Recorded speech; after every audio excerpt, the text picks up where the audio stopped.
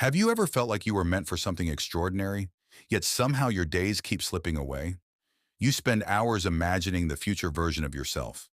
You picture the career you could build, the body you could have, the books you could write, the business you could start, or the life you know you're capable of creating. In your mind, the vision is vivid. It feels real. But then the day begins.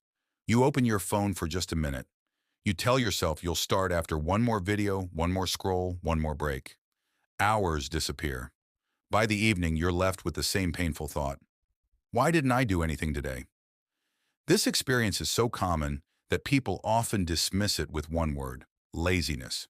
But psychology suggests something far more interesting. Many people who call themselves lazy are not lazy at all. In fact, some of the most ambitious people struggle the most with procrastination. The real problem isn't a lack of ambition. It's the constant battle between two different versions of yourself. One part dreams, the other part protects. The dreaming self imagines the future.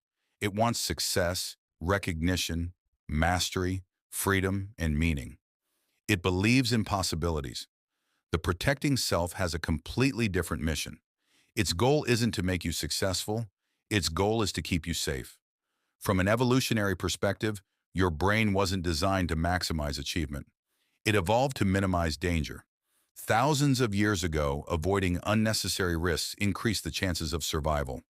Conserving energy was often smarter than wasting it. Although the modern world has changed dramatically, your brain still follows many of those ancient rules. Every challenging goal carries uncertainty. Starting a business could end in failure. Writing a book could expose you to criticism. Studying for months could still lead to disappointment. Applying for your dream job might result in rejection. To your conscious mind, these are opportunities. To your survival brain, they're threats.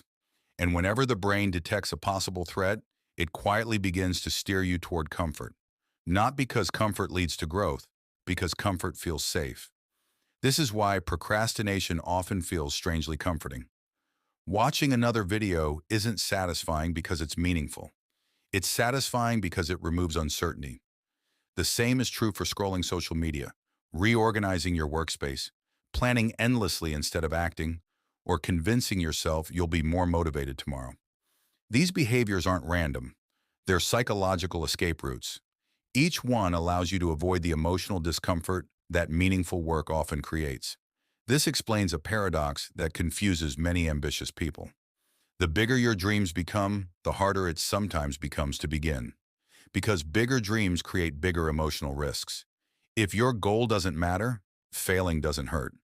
But when your dream becomes part of your identity, every action suddenly feels like a test of your worth.